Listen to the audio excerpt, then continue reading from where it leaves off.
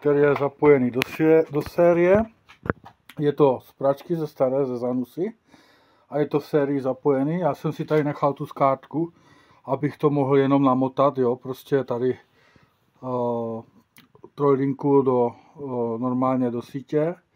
A mám to teda tady na těch bílých kabelech, ale teorie je jasná, jo, tady je stator. Ty dva bílé ty dáme stranou, to je teplotní čidlo. A tohle je vynutí, zelený a hnědej. Jo, vždycky jsou 4 dráty z toho statoru, ale použitelný jsou jenom 2 v praxi, když to budete chtít na nějakou brusku nebo něco. Takže my to zapojíme do série, to znamená, vybereme si zelený nebo hnědej a napojíme to na fázi, to znamená hnědej nebo černý tady do sítě. To máme, takže dejme tomu, že máme zelený na fázi, takže to nám prochází vevnitř tím vynutím, to je propojený a vrací si nám to zpátky tím hnědým. Ano, takže vrací si nám to zpátky tím hnědým a my, abychom to měli do série, tak to musíme vrátit zpátky tady na uhlík do toho modrého. Můžeme si vybrat buď modrý nebo červený. Tady na ten uhlík do toho modrého.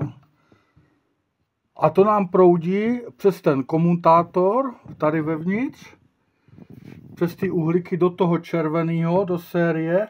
A ten červený už napojíme do nuláku, do sítě. Jo? Takže je to jak háty, jo? Prostě to musí procházet, to je série. Můžeme vyzkoušet z praxe. Budu si z toho dělat brusku, ale nepouštějte to na prázdno moc dlouho, jenom to vyzkoušejte. Já nevím, pár vteřin, asi tak 5 vteřin bude stačit, protože se to roztáčí až do 13 000 otáček. A on by to ten jistič asi nevydržel, ale spíš i ten motor by to pak nevydržel, jo. Takže bez zátěže se to nezapíná. Takže tady zde je ukázka.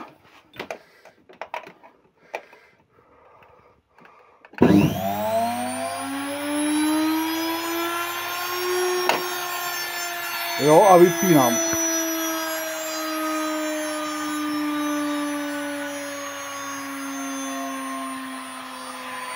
A točí se nám to doprava z mýho pohledu, to znamená po směru hodinových vůčiček. Když budu chtít změnit otáčky, tak to prohodím akorát vlastně ten rotorový okruh, to znamená tady ten modrý s tím červeným. Můžeme si to ukázat názorně. Teď se mi to točí doprava. Jo? Takže vidíte, teď se to přepolovalo a točí se to na levou stranu. Jo? Takže se přepoluje ten rotor. To znamená, když jste měli nulák na červeným uhlíku, tak teď budete mít nulák na modrým uhlíku. A ten červený propojíte s tím statorem. Jo? Takže se vlastně přepoluje ten stator. Ale nikdy nesmíte prohodit oba dva, jenom jeden. Takže tady na té síti vlastně prohazujete jenom jeden kabel. No a teď tam dáme ten regulátor.